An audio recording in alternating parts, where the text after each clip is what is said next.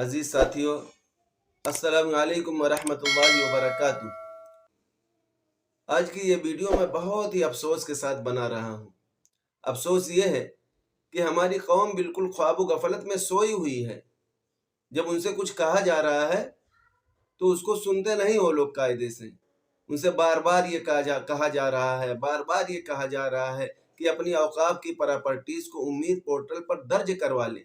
अगर दर्ज नहीं करवाओगे तो आगे जाकर मुसीबत खड़ी हो सकती है, लेकिन उन लोगों को समझ में नहीं आ रहा है, मेरी कौम को समझ में नहीं आ रहा है। और बहुत सारे लोग ऐसे भी हैं जो चढ़वाना चाहते हैं लेकिन उनके पास डॉक्यूमेंट नहीं है। दफा 37 की नकल चाहिए, वो आपको कहाँ से मिलेगी इसकी भी जानकारी नहीं है। दफा 37 की नकल आपको कहाँ से मिलेगी, उसके लिए आपको वक्फ बोर्ड जाना पड़ेगा।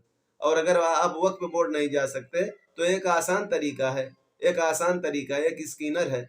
आप अपने व्हाट्सएप से उसका फोटो खींचिए, एक नंबर आएगा, उस नंबर पर कुछ डॉक्यूमेंट आपको देना है, वो डॉक्यूमेंट दे दीजिए, आपके घर जो है दफा 37 की नकल आ जाएगी। बहुत आसानी है, बहुत आसानी है। और जब दफा 37 की नकल आपके पास आ जाएगी तो आपकी औकाफ की प्रॉपर्टीज जो है उम्मीद पोर्टल पर चढ़ जाएगी। उसके लिए आपको बहुत ज्यादा परेशान होने की जरूरत नहीं है। पिछली वीडियो में मैंने बताया था कि किस तरीके से आपको दफा 37 की नकल मिल सकती है घर बैठे। आप लोग मेरी पिछली वीडियो देखिए, उसमें पूरा बताया गया है कि दफा 37 की नकल आपको कहाँ से मिलेगी।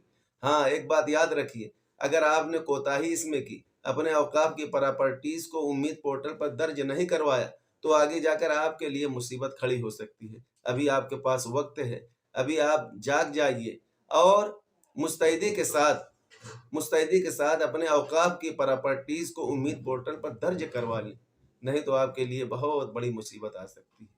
मुझे उम्मीद है कि आप लोगों को मेरी बात पसंद आई होगी।